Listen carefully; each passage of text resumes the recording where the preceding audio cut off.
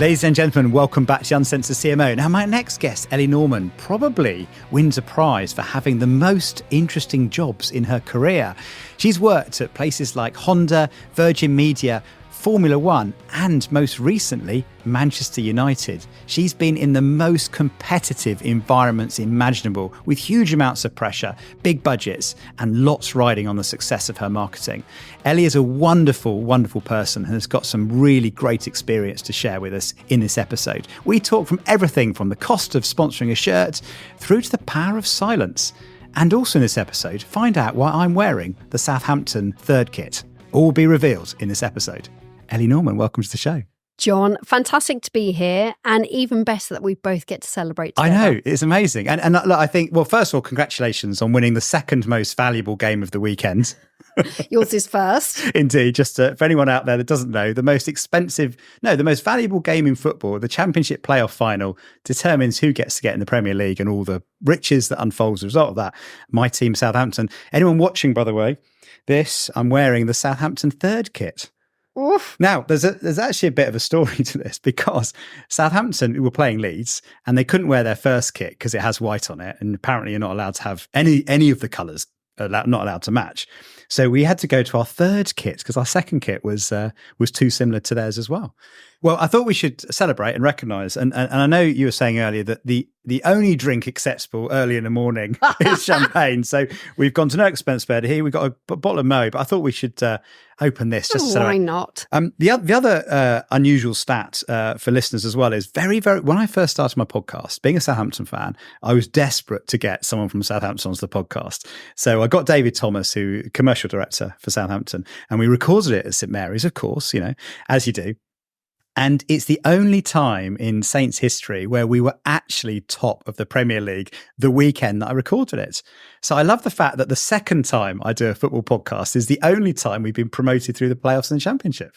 So I need to plan more football podcasts. See, I'm now going to really look out for when is the third time and what will that represent. Exactly. There we go. Well, Premier League awaits. So here we go. Congratulations on the FA Cup win. There we Congratulations. Go. Nice and near the mic. Apologies to all the burst eardrums to everyone listening there. I wasn't sure whether you were going to do a Lando Norris champagne opening. Have you seen that? I haven't, but the proper F1 style? Yeah, he's like on the table or on the podium, and then that might be pushing it with the spray this morning. I see. Yes, it may be a bit early for that, but congratulations. Well done. There we go. Here's to both of our successes. Oh, that's good. It's a bit of a habit, actually, because just released a second podcast with my colleague Orlando Wood, and we've got this drinks trolley section where we go and try something new, but he's got much finer taste than I have. But there we go. Pivoting from football to cooking, I'd love to find out how you got into marketing. And you've got a lovely story inspired by a famous chef. Well, yeah. So I think goes without saying, I love eating. So nothing pleases me more than actually collecting cooking books, and it's not that unusual to find me reading a cooking book in bed thinking, right, what am I going to make this weekend? But on this particular occasion, we are going back sometime. So I was 22. So I've been at Honda for a little while, thinking about what's next. And actually, I was doing a 2-week tour around Europe with Peter Cowie when he was oyster catchers for Suki, reviewing all the digital agencies for Honda. But PC says to me, Ellie, Jeff Dodds, has said there's a role coming up at Virgin Media and he thinks you should apply. So I was like, what is it? So I thought, I always carry with me, like, am I going to get through a big CV sift? I don't have a degree, especially then, it was like degree educated. So I was like, right, I'm going to do some stalking and I'm going to find out and really think through the best way to get my CV in front of Jeff. So back then, went through Google, finding everything out, got to the point where I was like, right, Jeff loves cooking, also did like magic tricks. So one of my sort of chefs that I love his books is Heston Blumenthal. So I went and I bought the Heston Blumenthal book, and within the recipe book was an Alice in Wonderland inspired sort of recipe.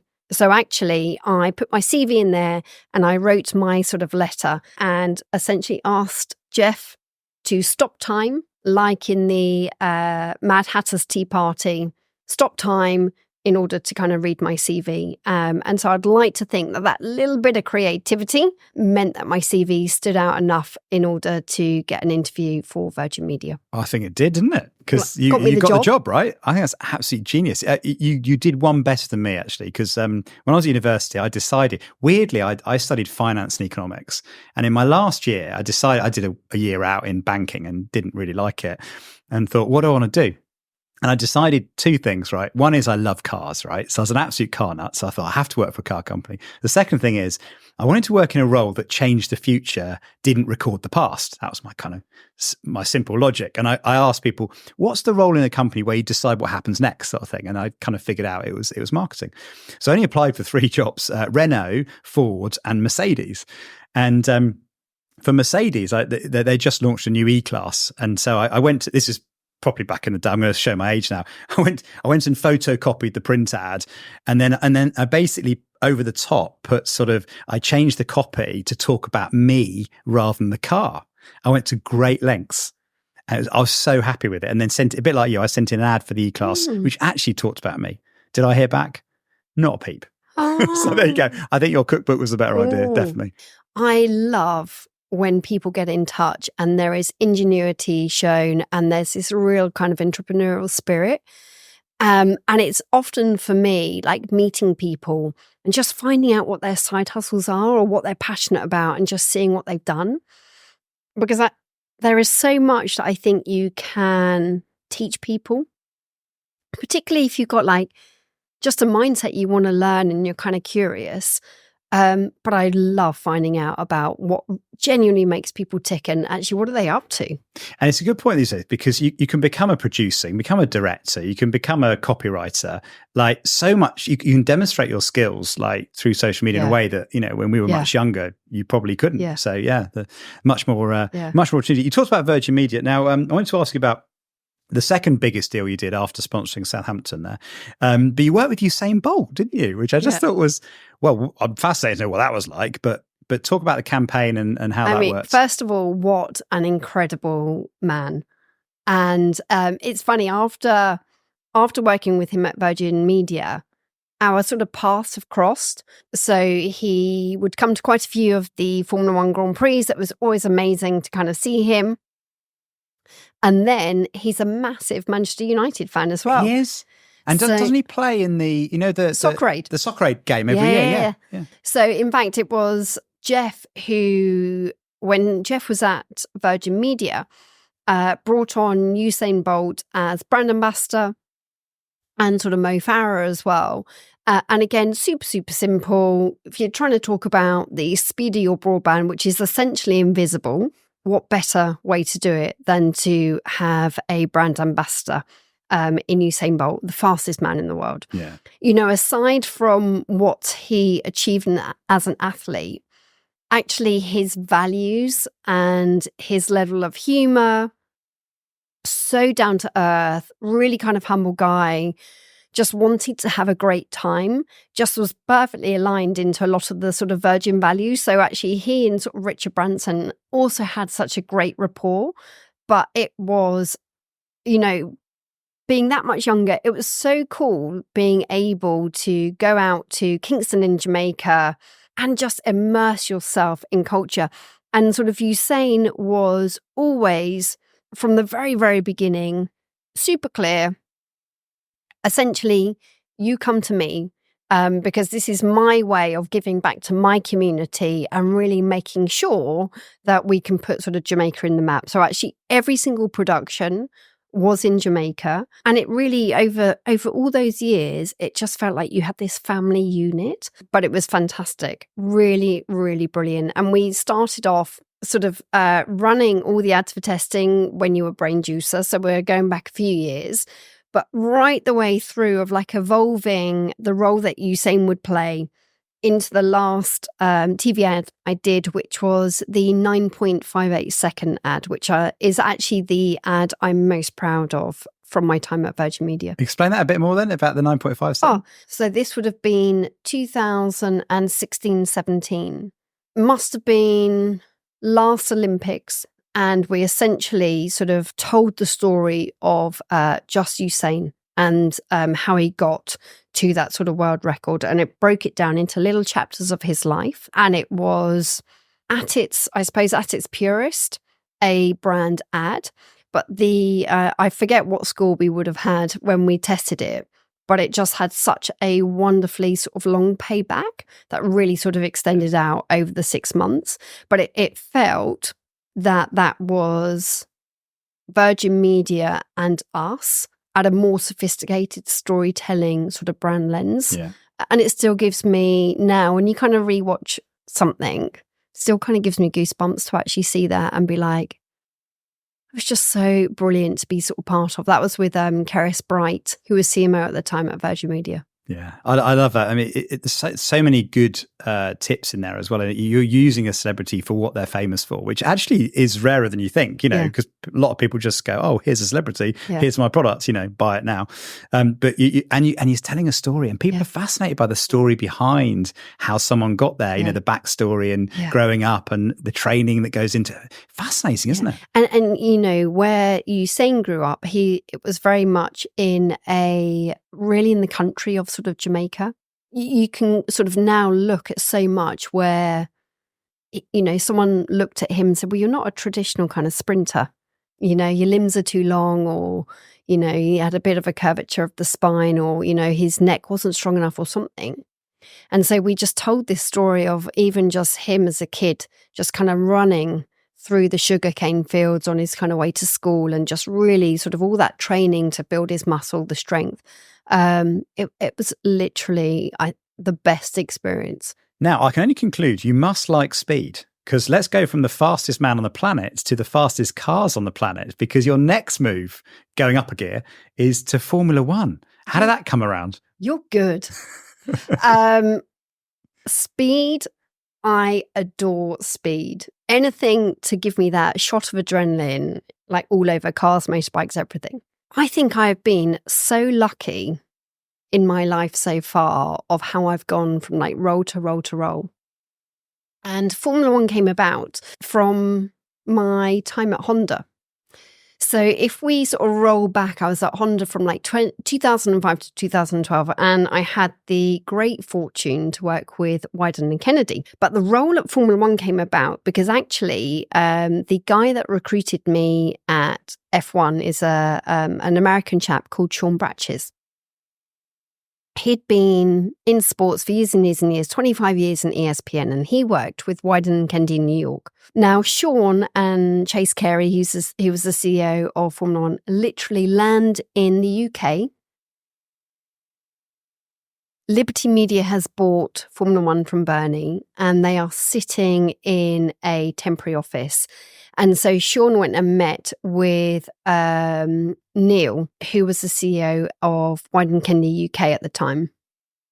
And we're like, oh my God, we've just bought this sports. It's like nuts, crazy. We need someone to set up marketing for us.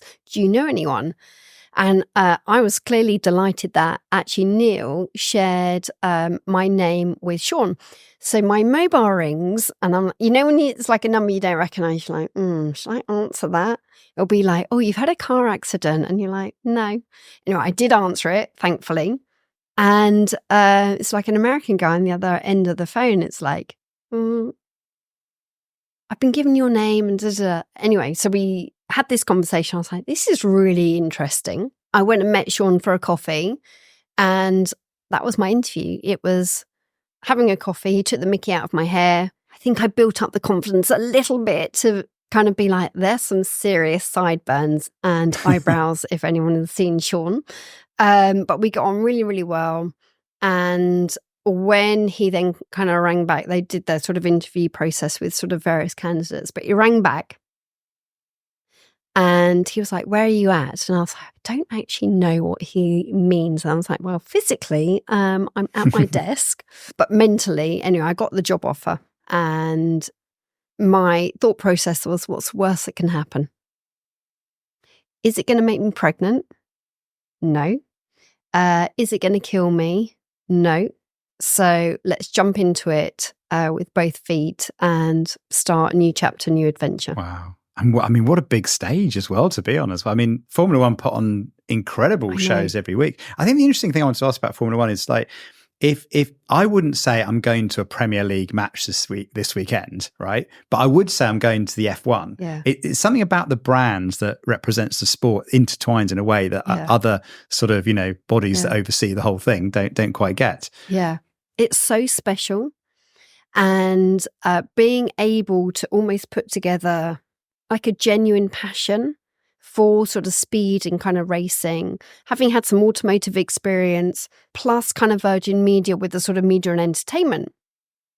Because I think sports, is about identity and belonging, but it's entertainment. It's like we give joy to people, and it's such a privilege to be in that sort of sports environment.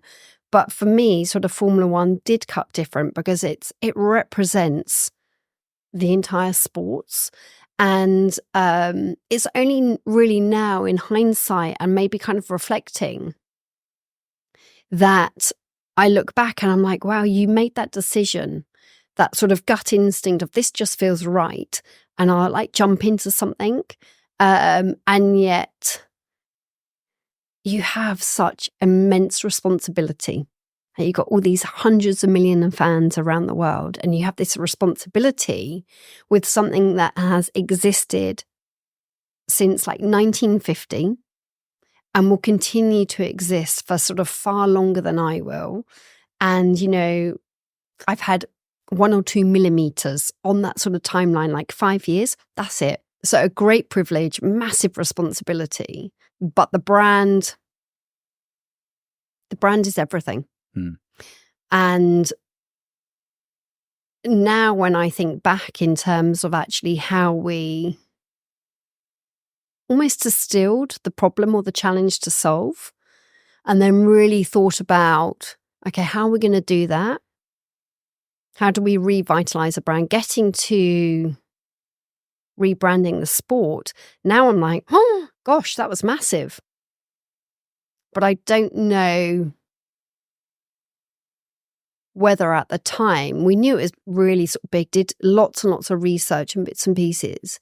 But I think now that you step out of it and you look and you see that, you're like, wow, we did that. Now you mentioned entertainment, which is part of the story here, isn't it? Because, you took a sport and grew it by hundreds of millions in terms of audience, but entertainment played a big role, didn't it? I mean, particularly the thing that I certainly associate it with cutting through into broader culture was the partnership with Netflix on Drive to Survive and how that transformed people's interest in the sport. I mean, anyone who knows any F1 geeks, they're really into the data and the pre-qualifying and the technical changes and the driver statistics. I mean, there's an immense amount, isn't there? Yeah. But for most people outside of that, kind of bubble, it's the stories behind the scenes, isn't it? It's the what goes on, after the race and before the race, things like that. So how did that kind of partnership with Netflix transform? I mean, isn't storytelling like everything? With sort of Formula One, as I said, there was like all this research up front and loads of semiotics to really sort of understand a lot of those associations, like where it had kind of come from. How did that actually sit across the world? And then that got us to, like, there is this incredible sport, but like fewer and fewer people are following it. The sort of challenge that I framed in my mind was this sport is showing up as like an elitist billionaires boys club. Not entirely true, but like a large part of people's perceptions of it, and it's not accessible or attainable to me. The smartest people, for sure, within Formula One from an engineering point of view. But you put engineers with engineers, and there's more engineering.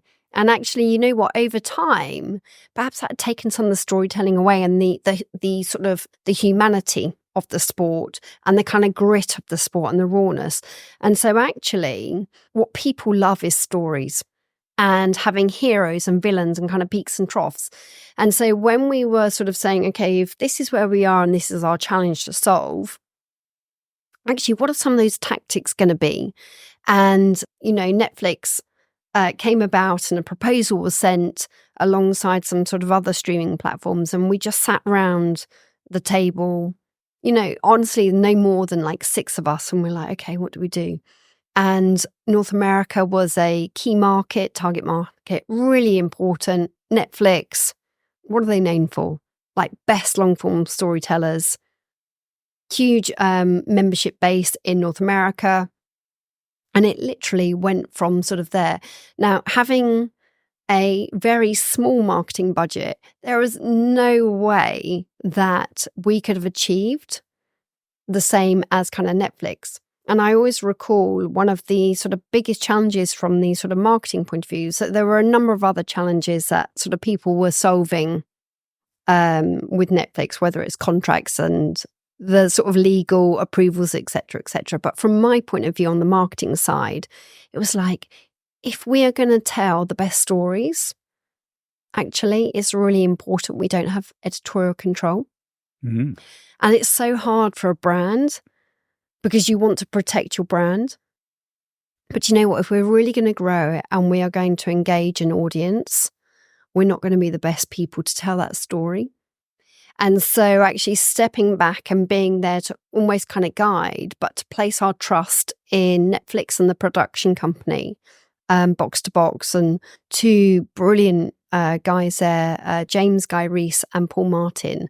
And I think it was such a big thing for them that they respected it so much. And it's like, we're not doing this as a one-off. We want this to kind of grow. We want it to be successful. But that was my biggest thing of like, give them the editorial control because they're going to be the best at telling that long form story. Whereas we'll want to like, take that down a bit, or like, can we build that up a bit? A lot of people often ask me, John, you interview people that got big budgets, they can afford to buy media, they can do some big things. And actually what I've noticed in the role I do now, for example, at System 1, is the most powerful way to get to people is actually using other people's media, and actually creating partnerships and creating content, sharing your content with other people and letting them use it has been, for us, has been amazing. You reach a whole different audience, and you, like you say, it can be hard because you can kind of like you have to put your IP in someone else's hands. You do. Right? And it was I think it's my biggest learning. So never having worked in sports marketing before going to sort of F1, I'd had a budget, like a healthy budget at Honda, had a healthy budget at Virgin Media, and you're used to working in a sort of model which is a lot of paid media, and you're kind of in control of that. You really want to generate earned media, but actually it's tough, or you got to sort of pay to do partnerships. And actually your owned media is pretty small. You come to sports and the model is entirely flipped. Yeah. So you have these incredible brands. I think you could genuinely go to any part of the world, and if you said to someone, name a football club, Manchester United, and then obviously Southampton. Yeah. But that awareness with sports is right at the very top. And yet, actually, when you look at the sort of financials, and that's why I'm fascinated by the business of sports, it's like an SME. And therefore, actually, the model is entirely flipped. So you tend to have really big owned, like Manchester United owned is huge.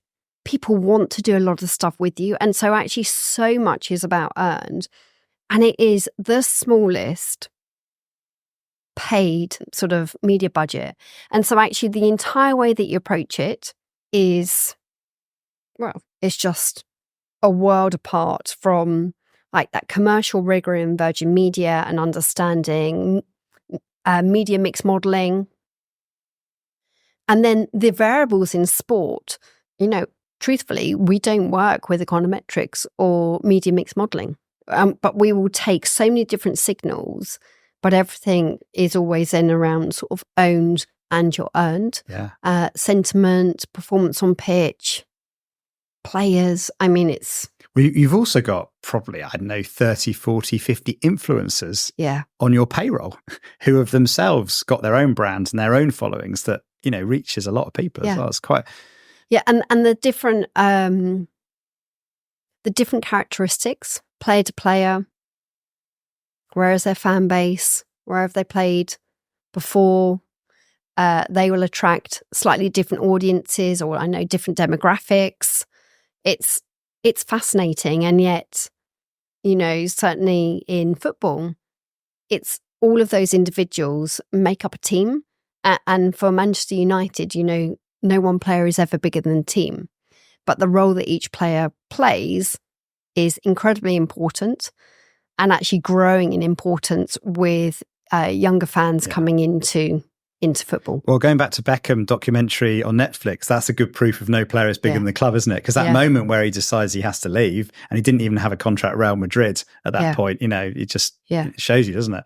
But it's a global brand, isn't it? As well, I think people forget this, that most of the fans don't live in Manchester. It's an unusual statistic, isn't there, about the amount of people that follow the club. It always blows my mind. There are 1.1 billion fans and followers. Unbelievable. That's incredible. 254 million followers on social. So, the team are phenomenal. 22 platforms, like 53 sort of channels. What I really love is last year, Will and I went to Namibia on holiday. Super, super remote. And we were kind of in the north of Namibia, just as you kind of get up on the Skeleton Coast, not that far from like the Angola border.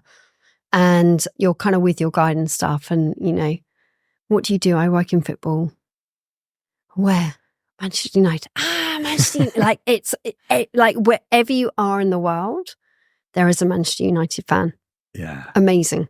That is incredible, isn't it? But take me back to when you started the job, right? Because, you're working in F1, right? Yep. Pretty big, right? And then your next move is Manchester United, arguably the most famous football club. I did look up whether it was the most valuable. It depends on where you go with but Forbes have got Real Madrid and Manchester United at a very similar $6.5 billion in terms of value. What were your expectations like taking on such a big role with a big club, with all the heritage and emotion that comes with that? What was that like? Everyone I spoke to, and I say this because there are so many fans of football, but football was never a sport that I grew up with at home. So from the age of 7, I grew up with my mum and my stepdad. My stepdad's a Kiwi, and so actually it was rugby, not football. When we would go and spend like weekends with my dad, he'd take us to the pub for our packet of crisps and a bottle of Coke. And obviously F1 was always on. So football never played a part in sort of my life growing up.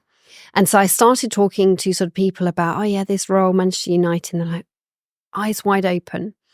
And certainly for me, I always want to turn up somewhere and be super respectful. So lots of reading, watching kind of videos, films, trying to really understand that sort of history and heritage.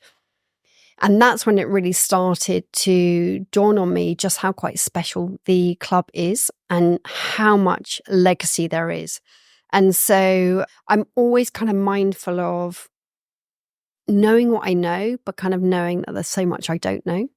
And so actually, fortunate, there are loads of people within the club who are fans of football and fans of the club.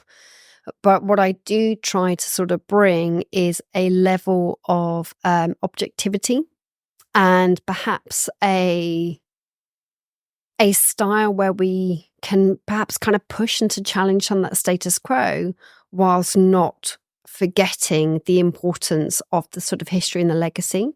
And actually, I think when you find that kind of sweet spot, the essence of what has made something special doesn't change, but actually how you bring that to life will obviously need to sort of change and be relevant for today, 2024, versus kind of like 1878. So the enormity of it, I think, grew the closer I got to actually starting. And, back to what I was saying, a very small, tiny piece of an incredible club with this history and legacy. So it's like, treat it with respect. I'm intrigued to know your objectives would be, because like you talked about 1.1 billion followers and fans, right? Is it to grow the fan base? Is it to monetize the club and make it more profitable? Well, what would your goal be? I mean, commercially, the club is massively successful. When I sort of joined the club in 2022, it wasn't that long after the sort of European Super League. And so there was a big disconnect between the fan base and the sort of club. And I think unless you are part of the club, it had the perception, or maybe still does have the perception with some people, that it is a corporate commercial machine and doesn't care about its fans. And that sort of couldn't be further from the truth. But the role that was created was pretty much looking at all of the external levers or kind of touch points of where do we have an engagement with sort of fans. So whether that's via communications and media relations, whether that's through content, whether it's through brand and creative, whether it's through kind of marketing, whether it's through fan engagement, of put those disciplines together in sort of one function so that actually we can really sort of focus on listening to fans, building a relationship with fans, whether essentially no matter where they are in the world. So whether that's your core fan in Manchester or whether it's our supporters clubs all over the world. One question I got on fans is, and actually Adam in our WhatsApp group chat was asking me this as well. How old is someone typically when they decide in the club? So if I go back to where I grew up, I live somewhere sort of between Southampton and Portsmouth, right? So you kind of had to make a choice at an early age. You know, are you red and white or are you blue? You know what I mean? It was just something that, I don't know, and I was probably 10, 11 was kind of conversation you'd have at school about which team you supported, sort of thing. But do you have any data on when people typically choose their club? Yeah, there is data and there's quite a bit of sort of research. Now, if you look on a sort of global world stage, it's below the age of like 14. But if you take the UK, it's between the ages of kind of 5 and 10. And, you know, for some fans, it will come down through generations because of kind of where you live or, you know, what a parent, grandparent supports. But more and more, we're seeing fans come in through new ways. So individual players, they may follow on social media, gaming. So which team have they selected or player have they selected to kind of play with? And it's interesting that certainly at that young age, you will find that they have more than one team. So it could be it's a Premier League club. It could be that it's a European team. But it tends to be now more and more through an individual player, and definitely more ways at which they come in aside from sort of family. Yeah, that's very interesting. I mean, one of your most famous players, Marcus Rashford, of course, very, very high profile. And a couple of days ago, took the decision to come off social media. So I'm intrigued, what kind of role is social media and the pressure that creates? Yeah. Both players and fans and some of the vitriol that, you know, comes out. That's a big deal, particularly at, well, I say a young age, I mean, relatively young, you know, young age to have to cope with all that. Yeah. I think the pressure's really huge. And I think we see it just through society, actually.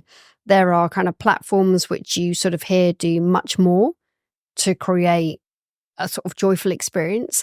But actually for many people, I think being on the receiving end, you know, how many kind of papers are there around anxiety increasing or sort of depression? I think it's really, really tough. And I don't think it matters whether you're a sort of an athlete, you're still a human being. That like still exists for you. And so it doesn't surprise me that actually the intensity of constantly being in the spotlight under scrutiny doesn't surprise me that when the players have the opportunity to have sort of a couple of weeks break, you just want to switch off for everything and literally reset and sort of recharge. As a club, we're in the media and reference every 5 seconds online. So it cuts to a level that I certainly was not prepared for. And going through my kind of interview process, I always remember Joel Glazer, also one of the family owners, talking about the level of scrutiny. It's like, yeah. You know, Formula One, it's a global sport, but you come to this and like nothing compares. And so we do quite a bit of work actually with the team and players just to make sure that as a club we're taking responsibility, because there is so much abuse online. Any tips on how to deal with that? Because I think this is something universally we're facing. It's probably one of the big questions for our generation, isn't it? How do we, now we're growing up with social media and its effects, and we're seeing it. We're seeing the damage it can do for good, and it can do good as well, of course. Any tips on how, as a brand owner or as a marketer, you kind of face that challenge? I think there's definitely no single silver bullet, so to speak. What we sort of tend to do is when a player gets signed to the club, and each season we will sort of spend time talking through helping players to kind of manage their account. Some of them do have sort of teams that will help them really understanding and working actually with software. So we work with a company called Respondology in terms of actually removing abuse, being able to kind of report it. And then honestly, I think it's having just a really good people around you that do care for you and can also sort of just help you not to take sort of everything to heart. It's so hard to do, easy to say. But, often the people that are criticizing you, they don't know you, or, they don't know perhaps what you've got going on. And so it is trying to just layer on a number of kind of things. And then sort of equally, how can we be helpful as a club, aside from removing abuse, of really elevating players? So if they're having a difficult time, they've had so many amazing times. Actually, just let's remind people the role that they play and the contribution that they've made. Because I'll have really bad days, as I'm sure you have bad days, and I have some really good days. No one is perfect. It's hard, isn't it? Because the hurt of criticism or abuse, it cuts deeper than the joy of success, doesn't it? It always seems to last longer. Like that, we get it out of balance, because we might have 99 bits of praise, one bit of negative, and that negative is the thing you take away, and you forget about the 95, which is hard. So it's a psychological thing, isn't it? Yeah. Now, I mentioned in the outset, of course, I'm proudly wearing the third kit, the Southampton, the winning kit. But one thing that always intrigues me about particularly football is how important the shirt is to sponsors as well. And I think Manchester United have got one of the biggest deals in shirt sponsorship, rumoured to be around £60 million a year. I think that's an accurate rumour. Is that an accurate rumour? Yes. Well reported in many different outlets. A bit more, but yes, it's definitely the most valued. How do you value a shirt? I mean, it's kind of intriguing, because I guess that money you could spend on traditional media. You could buy a lot of TV with that, or a lot of digital performance advertising. How do you value a shirt? I mean, what goes into that decision? There is so much nuance. There's a amazing lady, Victoria Timpson, that runs our sort of commercial part of the sort of business. And there is so much that goes into it. So aside from the things that we would sort of all look to as marketers, of the AVEs, eyeballs, etc., there's obviously all of that around reach. But I think what is now cutting deeper and actually becoming more and more important to sort of commercial partners is the opportunity for first-party data. But secondly, to that is also the level of trust that goes up. So when a brand is on the sort of Manchester United shirt, that level of trust that our fans place on that brand, and in addition to trust going up, consideration and purchasing, or actually it being sort of a preference. And we see that across all of the sort of partners, in addition to what you would expect to get from a reach point of view, your hospitality, the ability to sort of activate. And then there's also product creation, co-branding opportunities. So there are so many different things to it. But I think fundamentally what it does boil down to is your fan base loves you. Okay, so you don't win every single match, I wish, but they show up, they come back, and they still carry that absolute engagement and the conviction that you are the team that can do this. Yeah. And that translates and does carry across into sort of these sort of partnerships. So much care is taken into, is it the right brand fit? What are the associations? What value does this give to our fans in addition to sort of the commercial value at the end of the day? That makes a ton of sense, actually. It chimes really nicely with System 1. Andrew Tyndall, guy who works System 1, did a report with Fuse looking at the power of sponsorship. And what they did is looked at the impact of how people feel about sports sponsorship and sports advertising if you're a sport fan. And no surprise, because it just resonates what you said there, but the level of happiness went up. Yeah. Interestingly, the intensity of happiness went up. So the strength of happiness went up. It's more memorable. They remember the brand a lot more. And it's really quite powerful. It's quite personal, isn't it? It because really people have such a love for sport and the team they follow. And that's really what the brand partnership is capitalizing 100% in a big way. I always remember when I joined the club, you really want to understand the fans, just kind of meeting people, chatting and stuff. And it's life. So, I don't know, John, if you think about how many houses have you lived in, how many different jobs have you had? Quite a few. Have you ever changed your sports team, your football club? Never. No. Yeah, that's very true. Yeah. And it's that you're like, okay, yeah, wow. Think about that through that lens. And that makes absolute sense when you talk about the intensity of happiness, all that trust, that association, and how that really carries over into your partners. Linking back to what you said about Usain Bolt earlier, actually, because there's some lovely guidance in this report that the team came up with, which I love, which is the tips they were talking about is timing, the importance of timing, where you tell your story that it's in the moment, and also telling a story through the celebrity or the players rather than sort of just having them there, sort of thing, became very important. And they talk a lot about kind of right brain features, like characters and dramas and that kind of thing, which I thought was very good. But the other thing as well is, how do you do sponsorship well? So if you're listening and you're an advertiser and you want to do a partnership with someone like Manchester United, how do you get the most out of that? Because it's quite a powerful, potent mix that you talk about in terms of bringing the fans and the brand together. Yeah. How would you get the most out of it? What a brilliant question.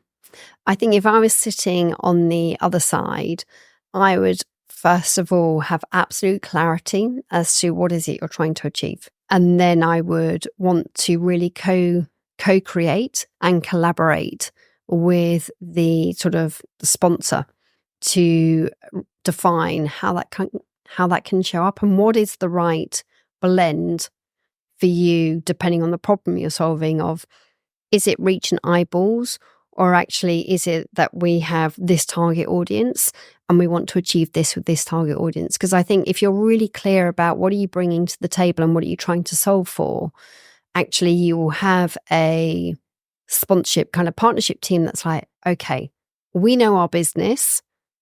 Here are some ideas. How are we going to create something together?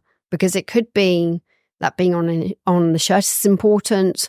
It could be you need some reach and therefore your digiboards are important, but it could be that this is our audience and we've got this product, but can we co-brand? Can we create a new product, a new service together? I mean, you can do everything. Yeah. And you can cut that 1,000 different ways. The thing I was thinking, I often watch sport as a marketer. It's a bit weird, isn't it? Because you enjoy sport, but I'm often looking out for the sponsorship and the activation that I think is clever. And I think with shirt advertising, it's showing off a bit. It's like, look, I bought the shirt, right? The ones I love are where they show off the technology in clever ways. And the one that caught my eye the other day was, I don't know if you've seen this, but Mercedes in their Formula One team, WhatsApp have branded the button that Lewis presses when he talks back to base. I mean, freaking genius. That like is the most high pressure class situation, and you're focused on what the driver's about to say, and you've got your branded button there. I just thought that, and it's the green, of course, with a little kind of speaky symbol. That. I love that. They've thought about the detail, the moments that it's happening. It's Lewis doing how the talking. Simple. Yeah. But just context. Yeah. Yeah. That's proper content marketing, isn't it? Like, that's amazing. Like product placement in amazing ways. Yeah. I thought, just to round up, I'll talk a little bit about, because you've got a number of kind of non-exec roles at Marketing Society, and I believe you just trained and qualified as a coach as well. So congratulations on that. Thank you. I have just got my exec coaching accreditation. Well done. I feel like I'm still in kindergarten, but it's so rewarding. I love it. That's amazing. I'm intrigued to know what maybe it's a bit too early in your journey on this, but what are people needing your help with? Is there a common theme that you're noticing out there that people are kind of asking you about or wanting your help with? So where I started sort of from, and what took me into sort of coaching, was a genuine love and care for people, and having just this picture in my mind of wanting to lift up people around me. And that comes from having been the recipient of so many people through my career, having done that for me and seen something in me that perhaps I hadn't seen in myself. Every single person is so different in terms of the sort of situation. And I'm there to listen and to ask the right question, because everyone will have the answer inside of themselves. But it is about unlocking whatever is inside of them to realize their full potential. Mm. And that is so rewarding. And for me, it's that sort of opportunity to sort of pay it forward and to sort of give it back.